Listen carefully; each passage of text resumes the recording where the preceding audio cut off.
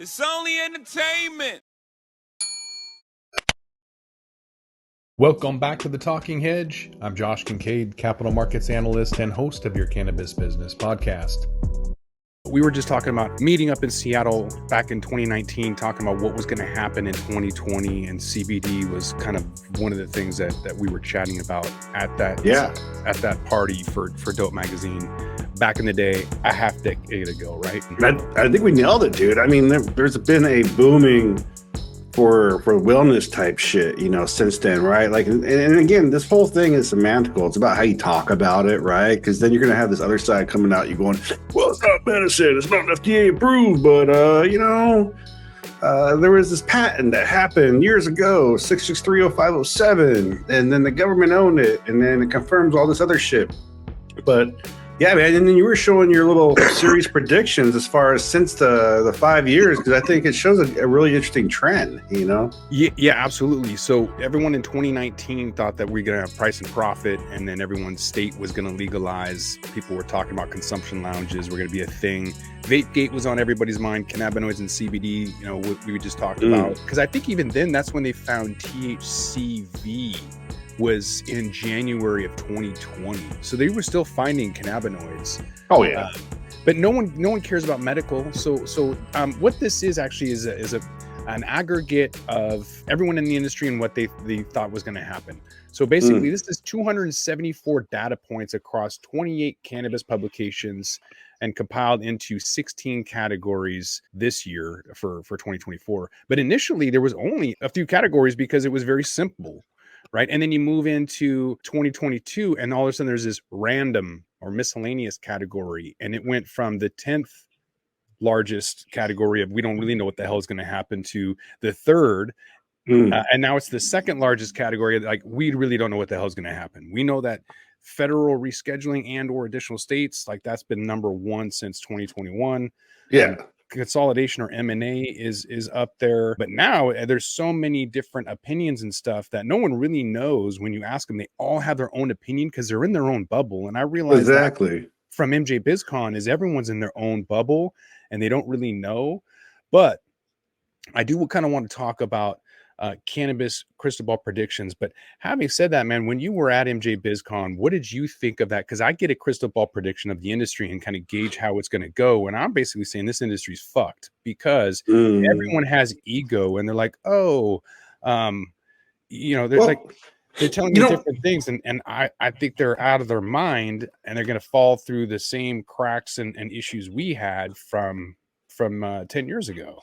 But if you look at it a whole, because I know it's so funny, dude. MJ Biz opened my eyes to a lot of business type shit that is already out there, like the icky side of shit, right? People with fuck you money, and some of it, people who are interested and want to invest, and so they see it as actually opportunity. And there are other people who just don't give a fuck, and they just they want it now. They want something that's going to be a quick turn. It's not that way, especially with this product. But unless you get involved with an already existing brand, being someone who's about to win has a license per se, right? I got this, what I can now consider my real asset, right? I've always liked money, and that's why I used to deal, I wasn't dealing so I could be a caregiver. I mean, honestly, I know it's medicine and I know it helps people. But even when I was 18 to 20, that's when I helped get signature of Prop 215. I knew this plant that I was hustling was not going to kill anybody. I drew a line. I sold psychedelics and I sold weed as much as I could, but I'd never touched cocaine and heroin. I was never going to be that guy that got involved. Because it's funny when people talk about the trap, right? Or trap houses, there's a line that people are really going to cross for money. You know what I mean? To exist. And when I used to sell, there was a point where I was paying rent, even with a part-time job, and had excess cash, but I just want the next level. I want to, you see other real businessmen. Not talking about Trump, whose daddy gave him some money. He actually lost billions of dollars. Just I don't know how the fuck you do that. Or Elon Musk, who was given money and then just well invested. But people who actually no shit started something. Because you have to know, like, retail, essentially, what it comes down to, like, we treat this product, you know, we talk about big pharma and all this other shit, and it's still retail in the end. And that's like one of the things I always wondered about you was like, how did you make money? Because that's why we wondered, like in this game, especially in Washington when it was medical, I was always like just watching. Like, I want my chance, but I also don't want to go to jail. I also don't want to be subjugated to any bullshit, right? Like the whole point of just legalizing is to be above board and to go on. But you know, in any industry, so I work in tech, and as a technician, the business side of things, like one of the things that you learn and you don't like, but then later on you start to understand is, like, say if my salary is $100,000, my purpose besides fucking doing a real technician job is to pull in $500,000 for my employer. Because so like that was their bottom line. They looked at your value as being you had to pull in 5 times more, and then, you know, you're like, oh, that's fucked up. But you're also paying for the sales guy, the gas when you go to your thing, the marketing team. There's like layers to, like, if you're going to be a bigger business versus like a mom and pop like corner store, which would be cool too. Like, I just want to own a 7-Eleven. When I get this money, I'll take it and reinvest it to shit that I can, opposed to being obligated to this 9-to-5 thing that I've worked out pretty well in my personal life. Like, I've seen it, I've done it, and I've seen a lot of bad shit because I worked for some of the people who are bad when it comes to like quality assurance, because that's what I do. And I've also, now I'm working for the best. Like I work for one of the oldest like measurement companies out there. And there's a certain integrity when it comes to like actually like doing a job and giving it to a person, say, I've done everything that I'm legally and morally obligated to do, opposed to like, hey, we're going to slap out 10 of these, throw a little sticker on it. But you know what? If we do 20 of these tomorrow, we make more money. Real quality doesn't work that way, right? Just like growing.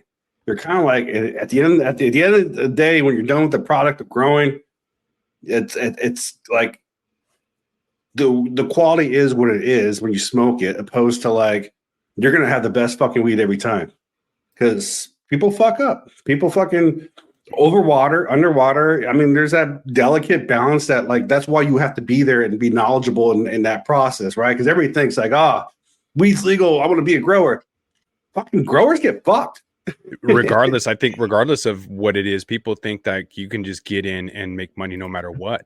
Yeah. But So I want to get your take on this. Somebody posted on LinkedIn as a response to some of the doom and gloom in the cannabis industry.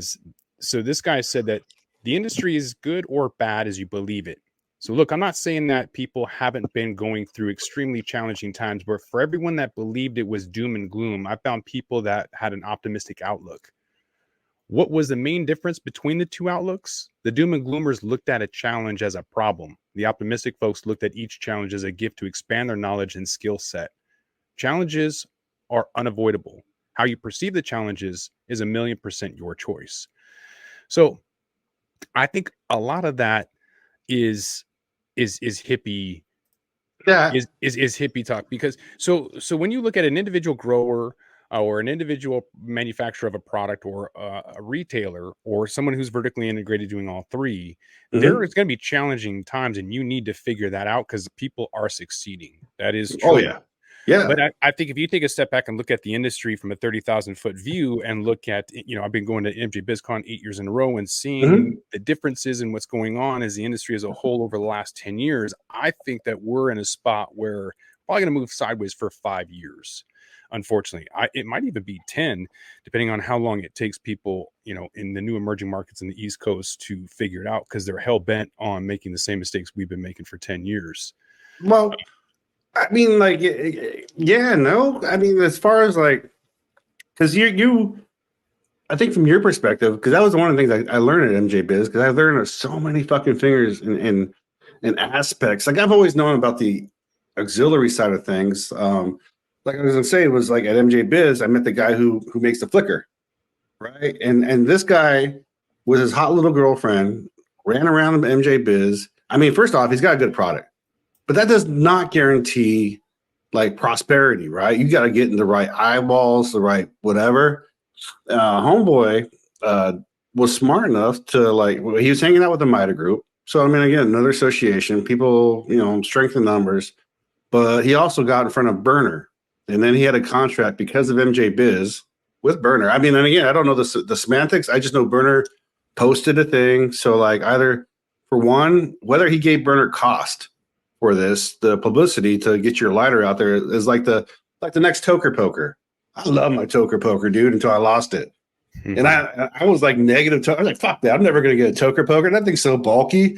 But then I got one for free from, I don't know if you know Justin Cohen from, he does these on and off like media things. He actually inspired me onto like pursue media per se as a real business could be possibility, right? This is another aspect of cannabis where like you get the influencers or you are the influencer, whatever, but everybody has this, right? Whether it be like cigars. I'm sure if you're a cigar smoker, there's that one cigar smokers that everybody knows, or culture, right? Because cannabis really got shooken up with regulation because we had culture here in Washington State when it was no tax-free because it was under the radar.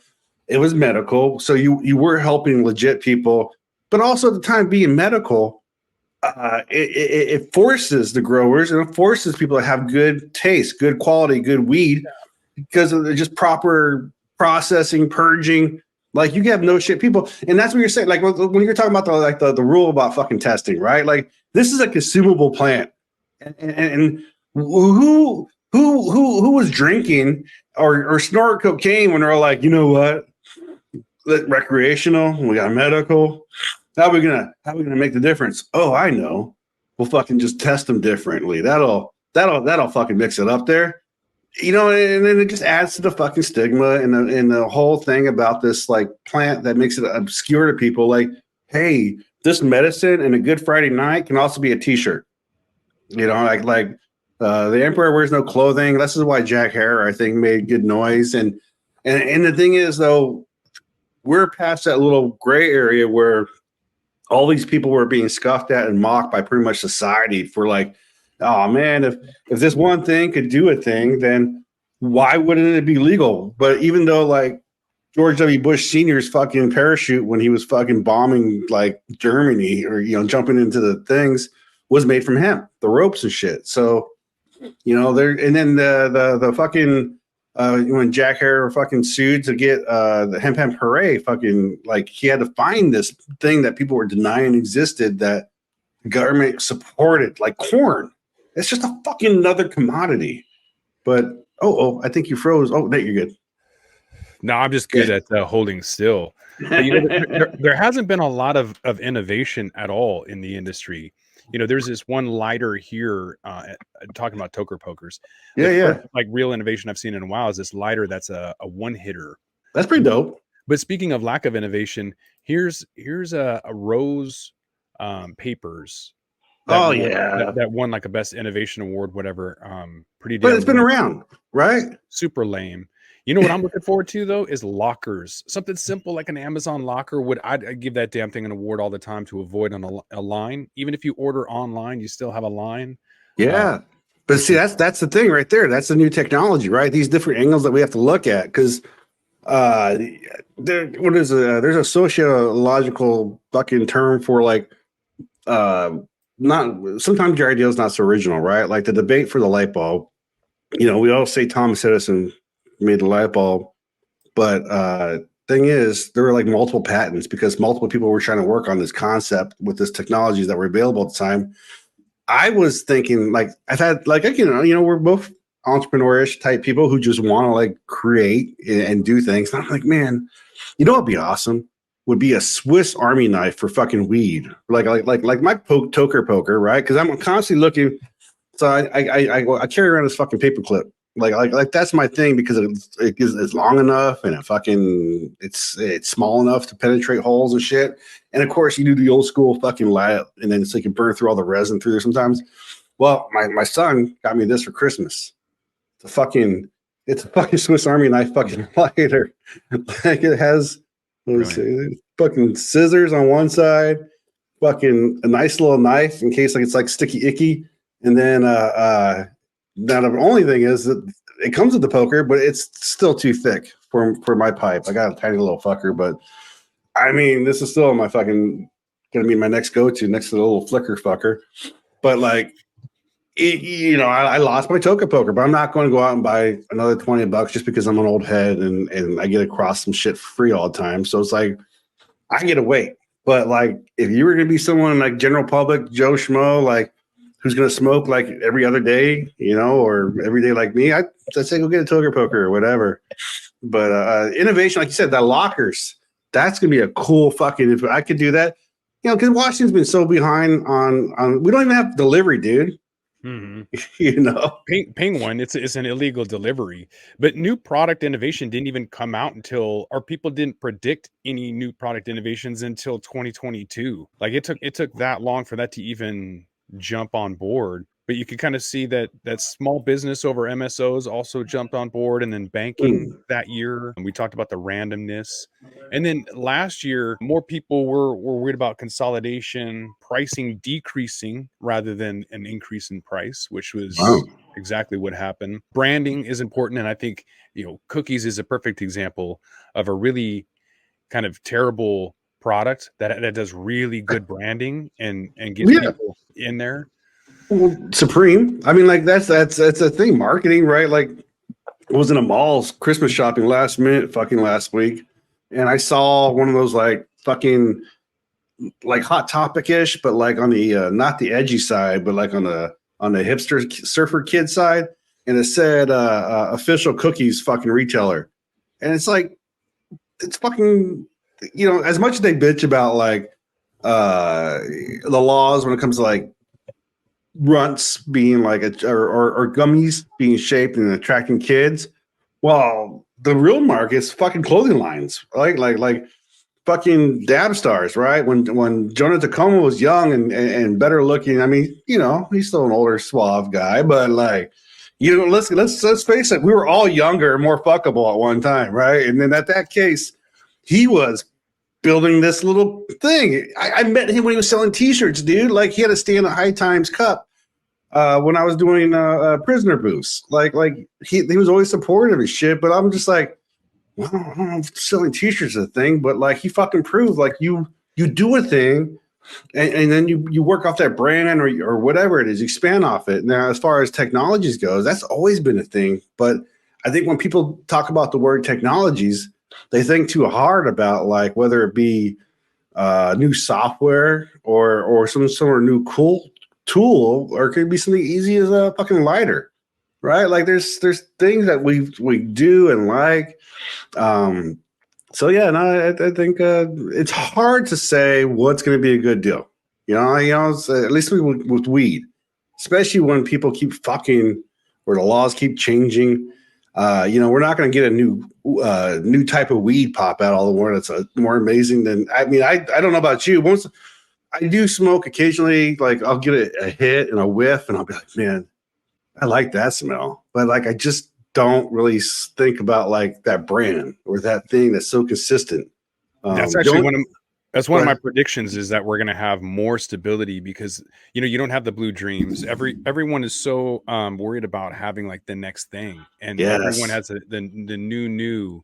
And I think you're going to finally find people who want consistency rather than trying to find, is this the same as that? And because that's just kind of annoying. I'm sure it's annoying for a lot of people, but the reason that we don't see a lot of the new product innovation is because of the lack of investing. And people actually knew that even at the end of 2022, people were expecting that 2023, there was going to be a lack of investing. And yet I still ran into some guys in New York who were like, oh, investing is going to be literally they're on a panel. One's from New York, one's from Illinois, and one's from somewhere else. And you're okay. Sorry.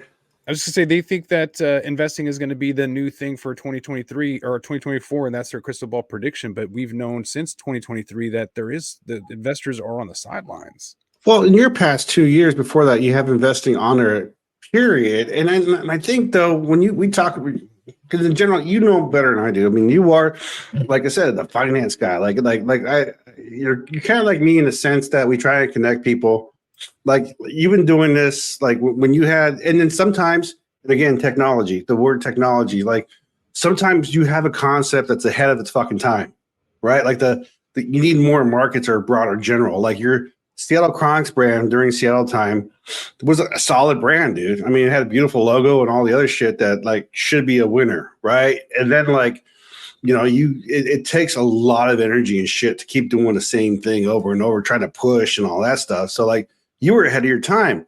Or even talking about pre-roll machines, like your focus on technology is very like for someone on a third person perspective, they go, oh man, I see this guy's talking. There's a way to make money at this shit, a way to like get invested in a certain way. And so like you've done that. And I think that is so cool but like for me, when I connect people, it's mostly like, hey, I know a guy that knows a guy. You guys need each other, right? Like I just like the friendship shit and the free weed sometimes. But like for the most part, I'm just trying to connect people so I can like, be a winner myself. Like like with this license thing, dude. Like, so when you say investors though, like what are you looking at? Because like, are you talking about like the Curaleaf, big MSOs? Because again, at the MJ Biz Con, there is that fuck you money involved in all this shit, right? Like you just got to have a way to pull it out to your way. Is that what you're looking at when you're talking about investors? Like what metric is the thing that says less people are investing in weed, I guess? So it's coming from a couple of different ways. It's not really looking at retail investors buying into pot stocks online. It's really taking a look at, because a lot of those MSOs will try to get money from whales, Yeah. and so they do private placements. So these private placements are no longer really a thing. Yeah. So when Warren Buffett gets a really, really good deal, that's a private placement. And so he always makes insider deals. He's the genius of insider trading. So he doesn't time it. Like they just come to him and say, hey, I have a phenomenal deal I'm going to make. And so he's able to look at information that you and I and no one else has access to. Oh, sure. And so that's what also paying attention. Like I was saying on the finance side of things, like the fact that you use the word whales, like I've just been getting involved in watching like the origins of Uber, that guy and how he created that. Like again, the word technology. This guy didn't create new fucking tech. He just figured out like, hey, we can connect people this way, and then like had someone else do the tech, right? Or found a guy that does the tech because he had a concept, and that's all this new up and coming. I think with the investor thing, and that's what I'm looking forward to have more opinion on, because I really try not to have too much opinion that I don't have experience in. You know what I mean? Like I don't. I try to just come from the consumer side when it comes to cannabis for the most part. And I can definitely speak to things when it comes to like what should be or what's a fair price and all this stuff. Now, as I get an understanding, and the other hard part of that thing though is it's individual to every fucking state, right? Like till there's this federal thing, you're gonna have to like trust 50 different fucking people, or to manage whatever thing you create in each place. And an analyst is going to be able to see a different trends and anomalies though, because a lot of those states have very similar things that happen to them. Like the whole thing with the price compression that happens in every state when you start with a really high price because there's no inventory and then it crashes, like that's predictable, right? You just know that's going to happen. Sure. So they should be able to have somebody that can kind of tell them that's going to happen eventually, but a lot of these people just find out the hard way. Well, and that's because I think like MedMen, like what a shitty fucking investment that was. Like a lot of these guys too. Like again, that whale money. that's that fuck you money. That's that. It's also FOMO though, because people assume that someone else. This is what I've seen. So investors are either angel investors that come in early and they're just rich from real estate or whatever. That's a lot of the people that started the wine industry in Washington State, which is the second largest exporter of wine behind California's Sonoma Valley. Those are all Microsoft employees that retired and like, I'm going to grow some grapes. And so that's kind of what you have is you have people who sold out from Canopy Growth and Aurora, and those are the early like millionaires, in the cannabis industry who restarted some shit. Some of that was snake oil and it didn't work out, but they created their own. Some people created their own cannabis fund and these private equity funds are pooled together, and then they use that money to make some leverage on bigger investors. So, well, like the arc views, like I think it was Steve D'Angelo. We had him on our pod, and I believe he was like, yeah, you can call me guilty for being the one that brought in the MSOs or whatever, but I really don't think. I think people with money are going to do a thing no matter what. I just think it's a matter of. I never saw like full on corporate like investment like the Crescos or the Trulies like being so huge with the board and all that shit. I never thought like that kind of money to be involved in running a cannabis business but in the end, for business rather, that's the end goal, right? Like you want to create this thing that you walk away from and it has all the assets.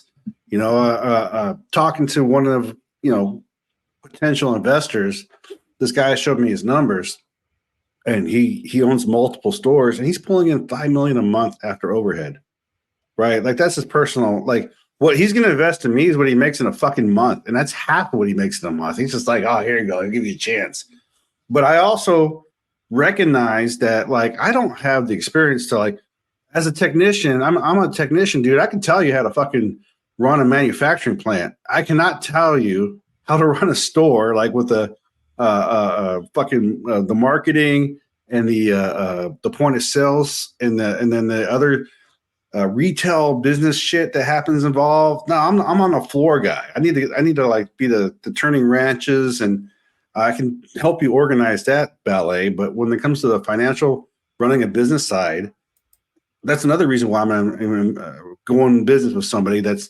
I mean, I don't have $2 million in pocket, dude, and that's what eventually is going to be a cost to just start. Right, we got to buy the property because that's the game. You got because we saw in Washington how many people were fucked with because the landlord got a fucking email or from the government or from their bank, because like people can be threatened and fucked with if you don't fucking own the space.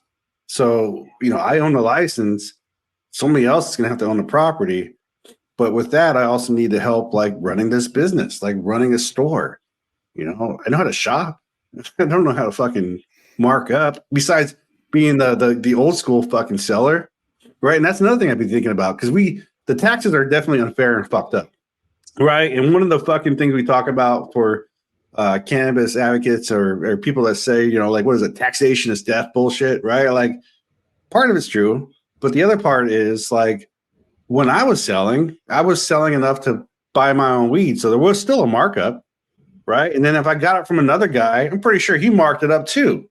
I wasn't getting I felt like I was getting the good buddy thing. And that's the other thing about like back in the day with like the legacy market per se is you're constantly on point and being full of shit, trying to understand what a retail market is, whereas the consumer is everybody. I sold to college professors. I sold to the wife of a fireman. There was like various people I score weed for. And that's the market. And now it's nothing that anybody's going to be ashamed of. They can fucking go to a fucking store and go get it, That's why the number one prediction over the last several years has been additional states because no one gives a shit. There's literally no pushback anymore. So if there's no if all you see is money, if they're seeing how much money that Texas is missing out and all the border states are making, then eventually they'd be like, we're just going to do it because everybody else is. That they may wait a little bit. Mm-hmm. So for 2024 crystal ball predictions, most people in the industry are anticipating that there's going to be some kind of federal rescheduling, like a Schedule 3, or that additional states come on board. My take on that is it's going to destroy the industry because Big Pharma will come in. It'll be the gateway for Big Pharma to put in all of their restrictions. They'll have ISO GMP requirements. We started with over 1,000 growers. We have about 100 and only 3 dozen haven't been popped for a regulatory violation. So if you can't even handle a state regulation, there's no way you're going to handle federal. So I think I think it's just a Trojan horse to screw the entire industry over, and like 97.5% will just get wiped out. But the bad part of thinking that like the gloom and doom of the federal regulation, the GMP, Big Pharma is fucking scary, just like Big Walmart and all this other shit. Especially someone like I'm about to have a store. So it's like, how is this going to affect me? And I think once that descheduling happens, and let's say there is a big weird ass fucking corporate sweep with Big Pharma, right? Maybe this might be a thing that would get more people involved for this cause, as far as an understanding of like business goes. Because I mean, like most people are just ignorant to the cannabis conversation when it comes to like product or how bad people who are in the business are being treated. If they reschedule it and say some dude in Kentucky smoking weed, like that recent in I think it was North Carolina, South Carolina, a young black couple were smoking their hemp, their THCA at the bus stop and got harassed, right? Like, will this still be a thing once it's descheduled? Because now what's a cop going to fucking come at you with? Like, where's your prescription? Like, and even then, it still has to be a written law at that point, wouldn't it be? Like, well, I think that's why number one is everyone anticipates additional states coming on board, with everyone expecting additional states to come on board and maybe rescheduling. Number two, though, is that really nobody knows. Like, there's all of these different things because everyone's in their own little bubble. But I think what we can agree on is that we're going to see a lot less companies that are out there. We'll see some consolidation eventually. Still price instability, and then lounges. Did you ever go to a lounge when you were in Vegas? No, I tried to. First, I bought some weed that was booty, but that was my experiment in Vegas as far as like the weed shit. I had it marked in my calendar, but holy crap! And again, I was in Vegas for 5 days. MJ Biz was 4, right? It was started on a Tuesday, I believe. I got there on a Monday. Enjoyed my 1 day of quietness because I was the only one at the Airbnb. But like the size of that money that was involved in the, like, and again, like you were saying, how it's each one little fiefdom. But yeah, and I see maybe like when I go on business with somebody, it's gonna be with somebody who's in already another state. Like no matter what it is, to have that kind of money, I don't really foresee my personal will saying, you know what, I like the jib of this guy. All of a sudden I want to give you $2 million and I'm going to give you a team, right? Because that's the other thing. You need a team for like a good business, to be a real well-oiled machine. I mean, at least that's what I've seen in my side of like working in tech, and even in the military. I keep thinking about this license thing. In Illinois will just get off their ass and give me a chance. Like we talk about social equity, I'm not having any equity right now. But like when that happens, then I got this carrot that not only I already have people talking to me, but there's gonna be new conversations because now I have the actual fucking thing, right? Like I appreciate everybody reaching out and speculating. Like it's cool. Like I get a little taking to dinner, but like, fuck, let's just do this. Like, just, and I already have some partners who possibly might be good, but I don't know yet because I don't have the fucking license. So yeah, the individuality of each state, I think we got to watch out for Ohio and, Delaware's kind of on board now. And I forget who else like this year knocked out, but there are new states, which means there's going to be new money and not just like fucking products, but tourism, attitudes, That's going to be very isolated, though. There's going to be a lack of investing, but in certain areas there will. But it's very, very isolated because most of those states like Ohio and Illinois are limited license states, and that's where the money likes to come in. But there is a sense that there's going to be more of an emphasis on small business over MSOs. We talked about MedMen, and Florida is just filled with MSOs. They love Florida. MSOs love Florida. But I think what people really want is that local funk that they're not able to find. Maybe that's the terps, the terpene profiles are in there. They're finding additional cannabinoids. And that also encompasses, I think, maybe some of that educational component, but not really. Still, bud tenders have no idea why the edibles I order have CBN, CBG, CBD, and THC. And I tell them, I'm like selling it to the bud tenders. They're like, oh, I had no idea. But I think a lot of the education though is not just on the bud tenders, but to the general population, right? Like, like the person I was talking, who's pulling at $5 million a month, right? He's a self entrepreneur. It's not True Leaf. It's not Cresco. And honestly, I believe there are more people like this guy who own multiple facets in cannabis. Like some people just don't advertise.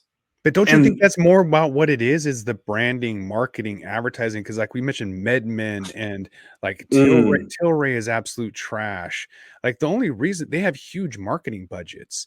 I think even cookies, like I smoked a blunt for cookies and like damn near died. It was terrible. So that's all branding. I think I've tried Stizzies and I'm like, what are they smoking in this? This is marketing. Like the kids love those blinkers and whatever. Like that's great. But like I have no idea why they keep going back after trying it once. I got a cousin that got a shipment of pens and flour. And being a good cousin who wants to help a inspiring entrepreneur, I got this nice little pre-packaging, like seems legit, like, but the barcode goes straight to their Instagram. There's no COA or nothing, right? $75 I paid for this and a quarter. And then the next day I went to a local pot shop and I paid $65 for a quarter and like a gram of dabs for my kids. So like I don't dab. Compare that to how 10. much you spend at home so the people know the difference. What I paid the next day, 65 versus 75. I paid 75 for this and the flour. Yeah. Next day I went to a wash and pot shop, paid 65 for another quarter, which wasn't horrible. I mean, it wasn't like slapping like a certain brands. I mean, and that's the thing about washing too, is you kind of pay for what you get 90% of the time. I mean, like unfortunately for those higher end like brands, they do come through. I mean, if they still stay strong with that price, like the only ones I can really think of like that right now are like Mad Mark. Like he says, every time I buy his weed, if I get a little like frugal, it always hits good and hits really good, right? Like that's just quality of the plant itself versus like my McDonald's weed that I have now. Pretty much like it's a good cheeseburger. I like this So taste. my everyday is $36 for an ounce on sale. It's always 30% off. Damn. Every single day it's 30% off. I don't know why. But And it's good? It's tolerable. Yeah. Okay. So I decided to splurge. I got some K Savage. I got three different kinds from K Savage, one of the better ones in Washington. Yeah. And at $300 an ounce, I just don't know if it's worth spending 10 times more of that. For the other one, I'm smoking side by side. I'm like, I like it. I just don't, for the value, it's not there. Yeah, and that's it. And I mean, like, we're doing it for different reasons. But there are legit people who this is the unfortunate side of like medicine, right? Because that really good expensive weed is just fucking medicine, right? Well, yeah, that's why I stick to sativas all day long so that I can still work and function and communicate and stuff. Because I still have to work, but I'm like, pretty much in physical pain from the time I wake up to the time I go to bed. But a lot of these, the blue dream of 2015 or whatever, that cannabinoid profile is what I'm always trying to search for and can never find. There was always good quality back then. Like when it was medical and these guys had to actually compete, and that's going to be, I think in the end, like for the future, that's what's going to suffer if we keep having these like limited markets will be like the variety, the strains, right? Like it can be like its own potato famine, in a sense. So do you think that banking is going to bring in some of those guys who've been stuck in the black market and prop up the demand that's somewhat been lacking? There's been by the way, no international expansion that Canada was anticipating. Vapegate's dead. No one really talks about CBD anymore or educational components. Yeah. But everyone's anticipating that banking is going to be the thing, and maybe that'll fund some new product innovations and cannabinoid research and development and product innovation. But my thoughts on banking is that it's not really going to do anything because banking is already available. What we need is cross-border disruption, because that's going to really show how funky or how shitty A lot of states are, like I said, 97.5% trash out there that shouldn't even really be in the market. And the only way they're going to know is by having people from other states. And the best, initially 5 to 6 companies, and then it'll be down to 3 to 4. And unfortunately, eventually 1 or 2 and then 0. You'll have it'll be less and less and less as time goes on in consolidation. If you look at any other industry, it's fairly similar to that.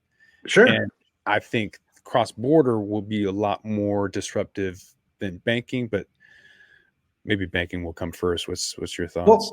Well, don't you think that would go hand in hand with rescheduling? Like if it rescheduled, like banking would definitely like turn about, right? Like that would be like now it's because like in credit cards, there's there's a check mark, right? That they're missing. Like there's a reason why. I think somebody tried to do like a Bitcoin thing or something, or they were selling it to German markets or whatever, but they were like going through, not checking it off as a, like they were trying to say it was something else. And wouldn't so wouldn't like descheduling it, turning into like a check? Wouldn't there be a pharmaceutical, because I can buy Viagra or whatever I want with a credit card. Yeah, it's going to be a little bit harder. I think you have to qualify as a pharmacist. Now, I have no idea. This is my guess. I think you're going to have to qualify as a pharmacist if you're a retailer. And then there are going to be additional regulations because no Schedule 3 is sold out of a trunk or retail shop. They're all sold through a pharmacy. Sure. So they're going to have to figure out how to change dispensaries to cannabis only pharmacies. But at that point, you're going to Amazon is already lobbying to be able to sell and deliver cannabis. So they're going to be a huge retailer that are going to take the wholesale market out and be, the Anheuser-Busch or whatever. Oh, sure. That's going to take a huge market share. So what's left is kind of the microbreweries or the mom and pop coffee shops. The people who can differentiate themselves through genetics or terpene profiles or whatever. Yeah. Word of mouth. A boutique, right? Like it's gonna be craft or whatever. It's and I think that's kind of like the most American thing as far as like just giving everybody a chance. We I think had the luxury of like witnessing like real capitalism. Like no shit, like if you got good weed, you can sell it to a store, and then how many times were you at a a dispensary back in the day where some dude's walking in with like 2 bags of shit and then like puts it on a counter, you're like, oh man, how much is that gonna be? Like it was like watching the meat come in or something, depending on what your thing is, but like that was the coolest thing. And you don't have that no more because the way, and I guess like you don't get that normally anyways. Like you're not in like a QFC and you're just trying to like some guys bringing in the mangoes. They're already there when you show up, QFC is Quality Food Centers. It's a grocery store, by the way, for people who have no idea what we're talking about. Yeah, an Albertsons or a Kroger. There you go. Everybody knows Kroger. And again, another national brand, right? Like these stores, one day there's only be like one weed company that owns fucking everybody. Or 2. I mean, how many grocery store owners are there? There's only like 2, right? Is there a Q? I was going to ask you, is there a QFC? When was the last time you saw one?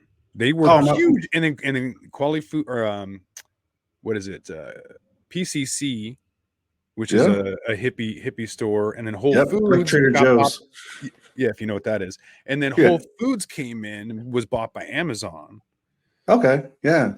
No, my wife works at QFC, so like it's owned by Kroger. Her paycheck says Kroger on it. So like, but I think that's the thing about business. Like sometimes they get too big, but weed's got a long way to get there. And once that happens, nobody's going to jail, and it's like fucking broccoli at that point. I travel with it all over. I'm going to New York next week. I plan on bringing plenty with me because I know that's going to be overpriced and not very good. I heard it was okay though. And the only reason why I heard it's okay because a lot of it's coming from California. Well, I'm meeting up with a guy in Jersey, and we're gonna do a pot shop crawl in Manhattan. Oh, nice. I'm staying in Brooklyn. He's in Jersey. We're gonna meet up in Manhattan. We're gonna do a pot shop crawl. Check it out. So, are you gonna spend them? Say what? Are you going to swing down to Jersey then too? I want to because I've never been to Jersey, but he said there's nothing in Jersey, so he wants to meet in Manhattan. So we'll That's see. funny, dude.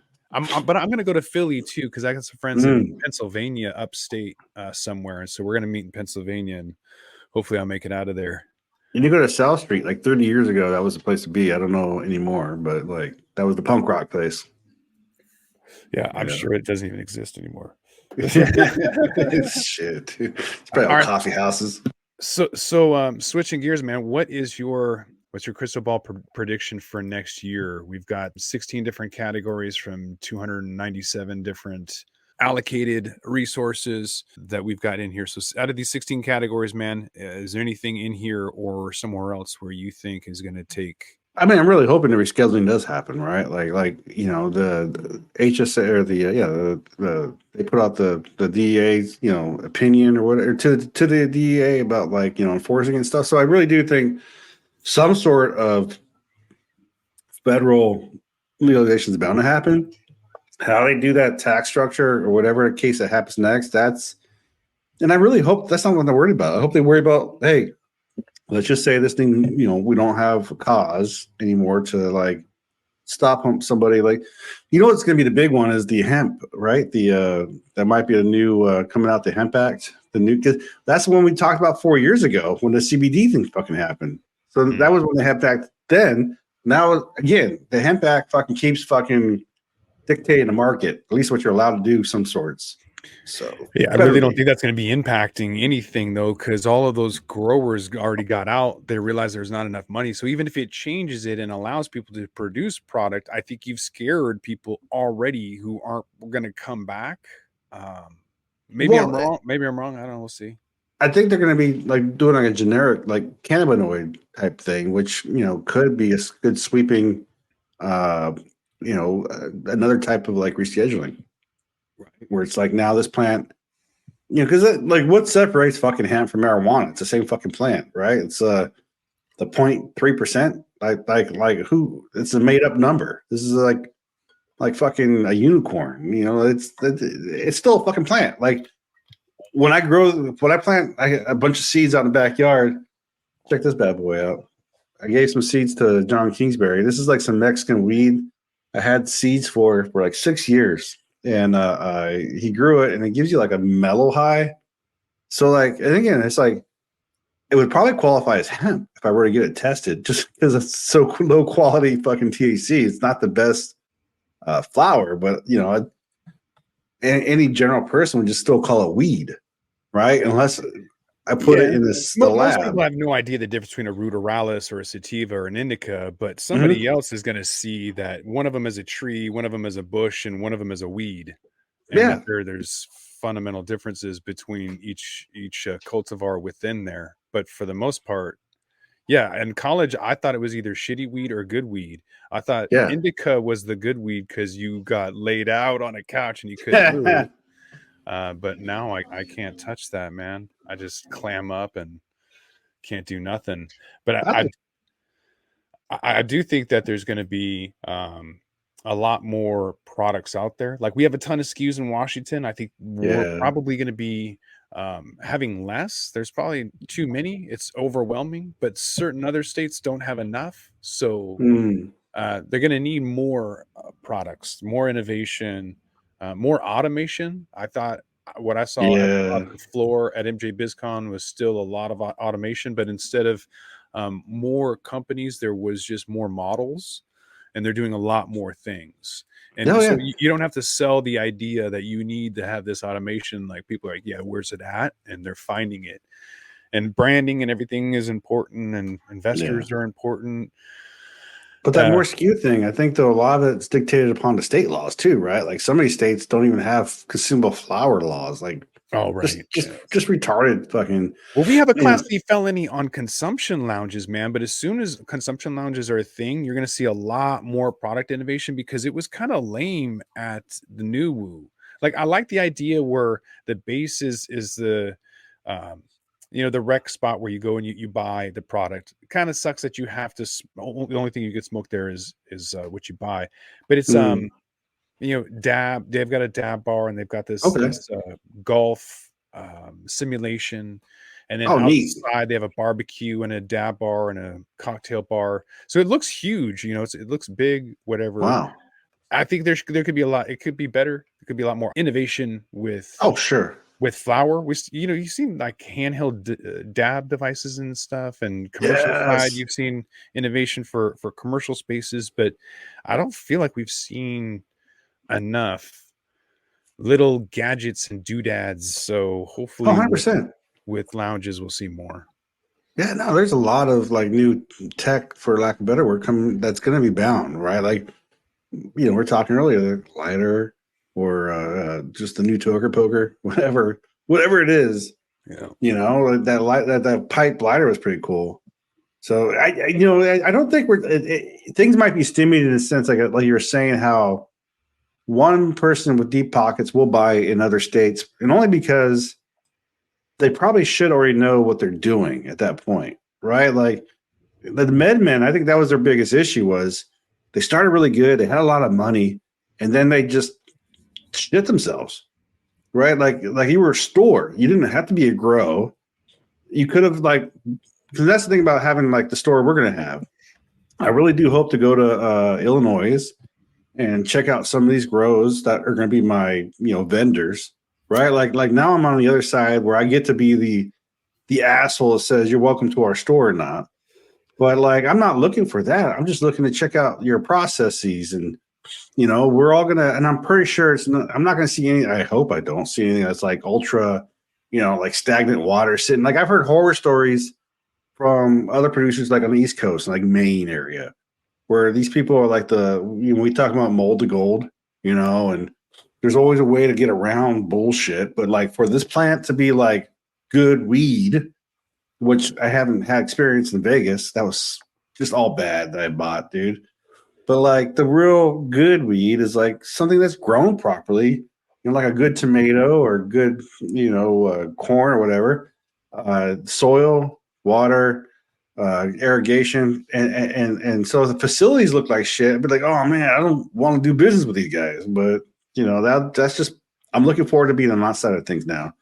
Even when I was fucking selling, dude, and I never knew where the weed came from. I was just like, hey, I got some fire or I don't.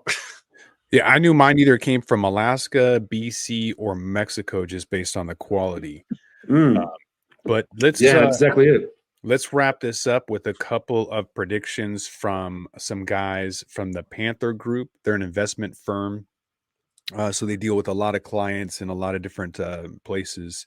And so the founder and CEO, Jordan Tritt, said that, quote, in 2024, cannabis industry is poised for unprecedented growth, but success won't come to those who go it alone. So the mantra for the year is collaboration. Businesses must recognize that operating in separate entities won't cut it anymore. The key is to be stronger together, combining forces, pooling expertise, and forming strategic partnerships. Investors are increasingly looking for unity in the industry. A combined company of experts not only mitigates risk, but presents a compelling case for sustainable success. It's a year where teamwork isn't just an option, it's the winning strategy. Very similar to what you were already saying, right? Where companies kind of have to kind of come together, or was that in my head for like co-ops, like a farm that they need to be like co-ops kind of come together and working with a team is better than an individual, in my opinion. Oh yeah. Everybody with subject matter experts and people who know their shit, who know what they're doing, who are aware. So the chief operating officer from the Panther Group, Michael Teller, he said, as we anticipate the long-awaited rescheduling and implementation of the safe banking practices, the cannabis industry is poised for a transformative year. The resilience displayed by robust companies over the past year positioned them as industry leaders, making an opportune time for fundraising initiatives. As we approach the critical 2024 election cycle, the imperative message of legislation, coupled with the potential ruling, sets the stage for unprecedented growth. So investors eager and prepared are ready to propel the cannabis sector into a new era of prosperity. I think for you, like, because you're the financial side of things, and I think what you're going to see is just a lot of, like you were talking about, reorging, right? Like, I never was one of those guys. I was kind of like, why do people care about this kind of shit? Like, hey, there's a new vice president, there's a new board member, there's a new blah, blah, blahs. And then as now I have potential of like just being a part of that, I'm like, oh shit, now I get these people who like pays their fucking bills, and that's just money. That's all it comes down to. It's like the only reason like if someone's invested into a thing, you know, your only hope is to like see success, right? Like, you know, I never wanted like Trump to be a shitty president. I was like, that's like hoping for a shitty fucking pilot, right? Like you're like, let's just hope this guy gets through, whatever. And like, I don't know. I mean, I know for like the already richer was a good thing, right? And I was never already richer. So like, I'm like, I didn't, for my end, under $200,000, never saw any change in any of my finances, you know? Now with this other guy, there's a lot of infrastructure being invested in Biden. So there's a lot of things that trickle down to my level when it comes, I see like, you know, it's like when you drive in my commute, I drive from here to Redmond, and I see more fucking road construction. I see more like, you know, buildings and shit. And I'm just like, thanks fucking Biden. Fuck causing traffic, you know what I'm saying? Like, but that's good shit because people are paying their bills. Like I'm a worker bee. I've always been a worker bee, but now I got to be on the other side soon. If fucking Illinois will get out their ass, like you know, social equity is definitely one of those things that people are being fucked on. Like they're being, we call it like targeted or, you know, taken advantage of. And I just have the lucky experience of having a fucking lawyer as a fucking partner and a guy who used to work in banking, right? Like just knowing the finance side. So once that happens, I think we'll be a good team. I don't think it'll be a good thing. It's just the process fucking sucks. You know, it's not fast. And it's cool, like, you know, as soon as we got it, you're kind of like, it's like, okay, this is surreal. And then like as soon as you start like, oh shit, we need to come up with a plan. I need to figure out how to get $2 million because, like, you know, I'm not going to go fucking Navy Fed and apply for a $2 million loan for a business for a weed store. You know, and so I think like for the finance side, they're out there. There are people who are good people that can do that kind of thing and invest and make their money grow. I mean, that's what they want. And so, like, you know what? Surprise, that's what I want too. So let's do this together.